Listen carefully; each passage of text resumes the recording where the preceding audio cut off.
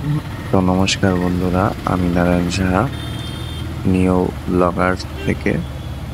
তো আজকে আমি যাচ্ছি তিরুপতি তিরুমালা দেবস্থানা মানে অন্ধ্রপ্রদেশে।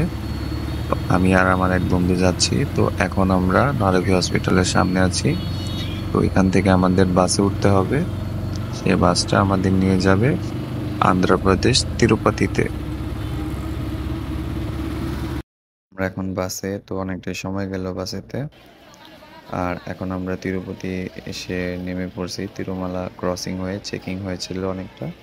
আমি আর সুমিত আছি, ও পার্টনার থাকে। তো অনেকটাই সুন্দর, অনেক পাহাড়ের উপরে। তিরুমালা থেকে 90 টাকা ভাড়া নেয়। আর সুমিত আর আমি অনেকটাই পথ এগিয়ে আছি। আর সবাই তিরুপতিতে এসে খাওয়া দাওয়া করে নেবেন, কারণ ভিতরে গিয়ে আপনি 6 ঘন্টা না খেয়ে থাকতে হবে, তারপরে খাবারটা আপনি ফ্রি পাবেন অ্যাজ ওয়েল। তো এখন আমরা গাড়িতে আছি। তো গাড়ি আমাদের নিয়ে যাচ্ছে যেখান থেকে আমরা যাত্রা শুরু করব, পায়ে হেঁটে যাব। আর ধুতিটা আপনারা তিরুপতি থেকে কেনার চেষ্টা করবেন, আর ওখানে গিয়ে ঝামেলা করবেন না। তো বন্ধুরা, আমরা এখান থেকে পারমিশনটা পেয়ে গেছি। তো ওটা টাইম সব কিছু লেখা ছিল। আর এখানে আপনার মোবাইল, মানি ব্যাগ যা যা আছে এখানে সব জমা করে রেখে যাবেন। তো আমরা অ্যাজ ইউজুয়াল, আমি, সুমিত ও পাটনা থাকে, আর দুজন আমরা আরও নতুন করে আমরা অ্যাড হয়েছি, ওরা রাঞ্চি থাকে। এ হচ্ছে আপনার মোবাইল, মানি ব্যাগ জমা দেওয়ার পরে আপনি এখানে খাবার দাবার খেতে পারবেন। তো এখানে খাবার দাবার অ্যাজ ইউজুয়াল ফ্রি। আর আমরা প্রায় 12 ঘন্টা পর মন্দিরের দর্শন পাইছি। তো এই তিরুপতিতে আমরা দর্শন করে বের হয়ে গেছি এখন। এদিকে অনেকটা আমরা ঘোরাঘুরি করছি, আর আমি অনেকটাই খুশি যে আমার 6টা বছরের অপেক্ষা ছিল। আমি তিরুপতি বালাজি মন্দির ঘুরবো এবং দর্শন করব। আমি দর্শন পেয়ে খুবই খুশি। আমার অনেক ভাল লাগছে যে আমি তিরুপতি মন্দিরটা আমি দর্শন করতে পারছি।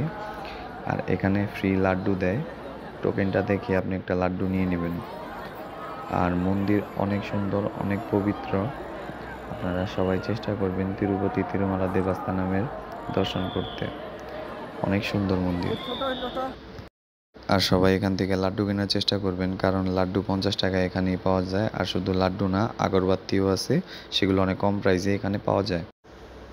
সবাই চেষ্টা করবেন নিচে থেকে আপনারা টোকেনটা কেটে আসার। তিরুমালা থেকে যেখানে চেকিং পোস্ট হবে 300 টাকা নেবে। আর ওইখান থেকে আপনারা সবাই টোকেনটা কেটে আসবেন, না হলে আপনার আমার মতো 24 ঘন্টা পর লাইনে দাঁড়িয়ে থেকে তারপর দর্শন করতে হবে। তো আমি যেটা বললাম এই দিকটা আপনারা করতে পারবেন। আপনি এনআরআই হলে পাসপোর্ট দিয়ে 1 ঘন্টার মধ্যে দর্শন করতে পারবেন, এটাও হয়। কিন্তু আমি 24 ঘন্টা পর দর্শন শেষে আমি আর সুমিত এখন বাড়ি ফিরছি। বাড়ি বলতে সিএমসি বেলুড়, আমরা তো হসপিটালে ছিলাম। তো সেখানে আমরা লজে যাচ্ছি, আমি আর সুমিত। আর সবাই জানাবেন আমার ভিডিওটা কেমন হয়েছে। এরকম আরও ভিডিও পেতে আমাকে কমেন্ট করুন কোন মন্দিরটা আপনারা দর্শন করতে চান। আর সবাই আমার পাশে থাকবেন, ভিডিওটি লাইক এবং কমেন্ট করবেন আর শেয়ার করে দিবেন। আর আপনার এই লাইক, কমেন্ট, শেয়ার আমি পরবর্তী অন্য একটা ভিডিও করতে স্বাচ্ছন্দ্য বোধ করব। সবাইকে নমস্কার, ভালো থাকবেন সবাই। গোবিন্দা গোবিন্দা।